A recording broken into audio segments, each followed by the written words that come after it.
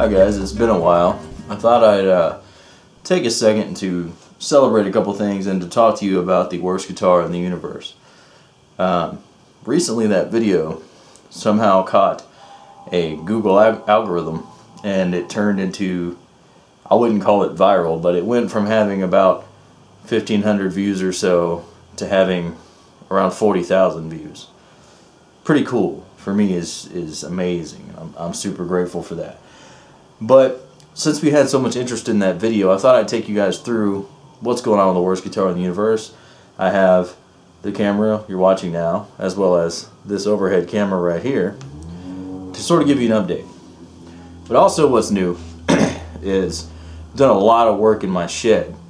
I put in these awesome LED lights, and that's going to allow me to have much better lighting for my videos and to show you guys, you know, just a better view of what's going on, really. Behind me, it's kind of hard to see, but behind me, Daryl and I, you guys remember Daryl? I'm Daryl!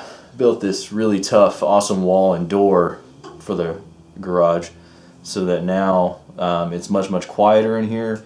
It's humidity controlled, and you know, any sound leakage you guys hear, is I know it's heard a siren, any sound leakage is coming through like the old door I still have to board up, which is, it's closed, but it sucks. There was an aluminum door in here, it fell off. But anyway, point being, a lot more room for projects and activities. You see I'm right next to the dryer, as any good man should be in a shed.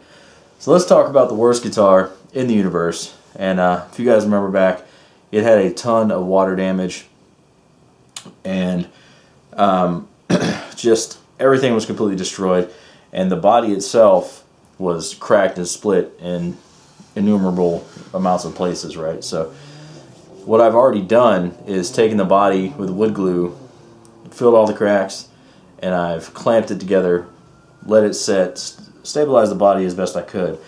Then I went back and scraped all the cracks.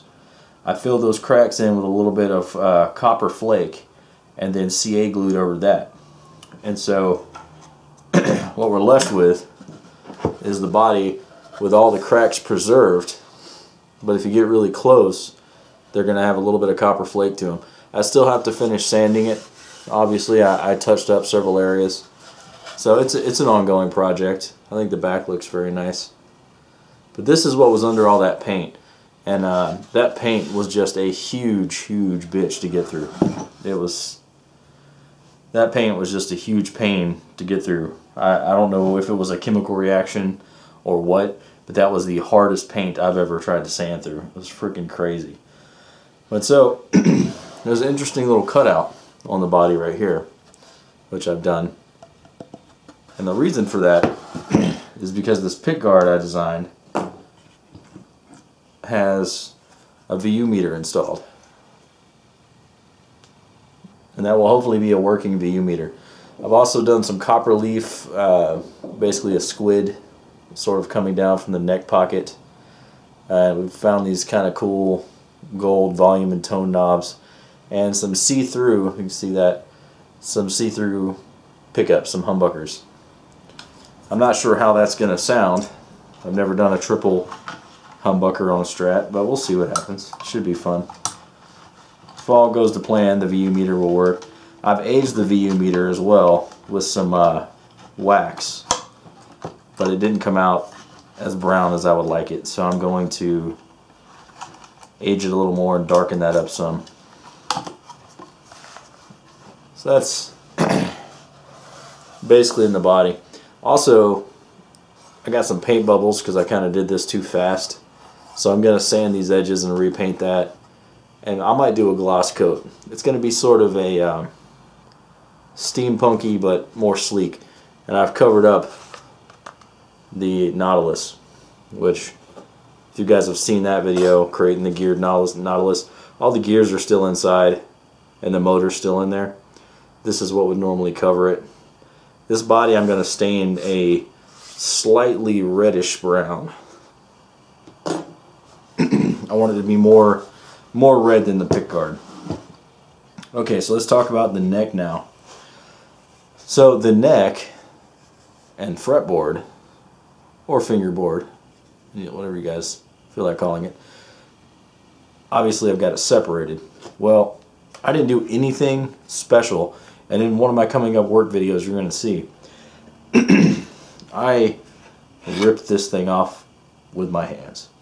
It was so bad. It was coming off so bad, and I could see the gaps all the way around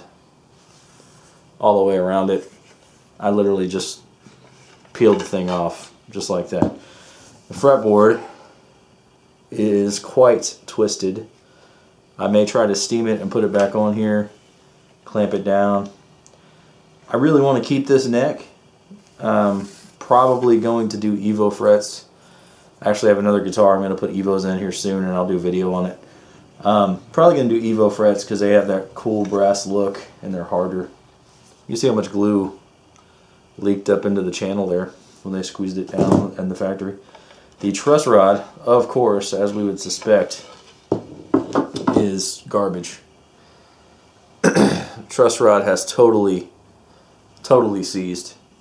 And there's no point in keeping it. Since I have it open, I might as well put a better quality truss rod in here anyway, which is what I'm going to do. Awesomely, the neck itself did not crack. I kind of worried there would be cracks down in the channel, but there's no cracks. The top here on the headstock, you can see, has that great, just aged, patina is not the right word, but it's the first word that comes to mind, that great aged look to it. And I would like to preserve that, but I have some interesting things that's going to happen with this too. If you've seen my tubular input jack video, you'll see that is what is going to be here, whereas the real input jack is going to be Canon style and it's going to be coming through the bottom here. So that's why there's a hole in the bottom. That's my starter hole for where the input jack is going to go. Or output jack. People like to ream me on that. It's an output jack. No, it's an input jack. No, it's this. They're interchangeable. Deal with it. Input jack, output jack, fingerboard, fretboard. This view meter does have an orange light inside, and like I said, I do want to make it to where as you strum it moves. I don't know if I bought the right kind or not, but maybe with messing with the trim pod I'll be able to do that. We'll see.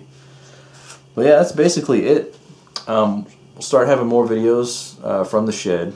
I plan on moving my whole guitar workbench and everything out here, so that way the house can be a house and the shed can be a workshop.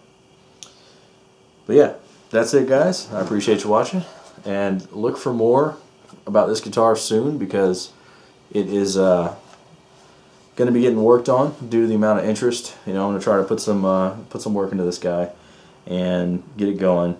And the local music store, the owner, who I actually kind of grew up going to his store, kind of contacted me about maybe displaying this in his store when it's done.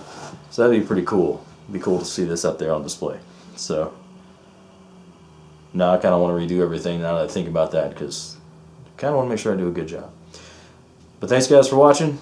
Look for more from this guitar soon. I appreciate the support. I cannot believe how much the channel's grown in a short span of time. And rest assured, more content is coming. And hopefully more Daryl. We'll always need more Daryl. I'm Daryl. I'll see you guys next time.